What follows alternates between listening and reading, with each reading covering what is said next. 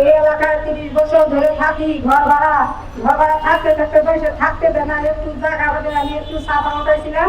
ঈদের আগের দিন এই ফরেস্টার অফিস থেকে ভেঙে দিয়ে কিছু কষ্ট করে প্রচুর স্বর্ণ দানাও করছিলাম নাতিনের জন্য, সেগুলোও নিয়ে এসে বসছে ঘরের থেকে। আমি বলছিলাম যে আমাকে ওখানে নিয়ে যান, পাড়ার থেকে এরেস্ট করবো। আমাদের নামে কেস মামলাও করছে, ঘর ভেঙে ঘরগুলো নিয়ে এসছে। তারপরে আমাদের ইঁদুরের জন্য, কুত্তার জন্য, ছাগলের জন্য মানুষে অত্যাচার করতেছে। তাহলে আমরা একটু রাষ্ট্রপতির কাছে একটু সাহায্য চাইতে আসছি। আমরা সাহায্য না দেওয়া পর্যন্ত আমরা এখান থেকে যাব না। আমরা যদি গাজীপুর ভিজা রোদে শুকায় বৃষ্টিতে ভিজি যদি থাকতে পারি, আমরা এখানেও থাকবো। রাষ্ট্রপতি যদি একটু আমাদের সাহায্য করে যে আপনারা যেখানে আসিলেন সেখানে কাগজ দিয়ে উঠে থাকেন, তাহলে আমরা খুশি হব।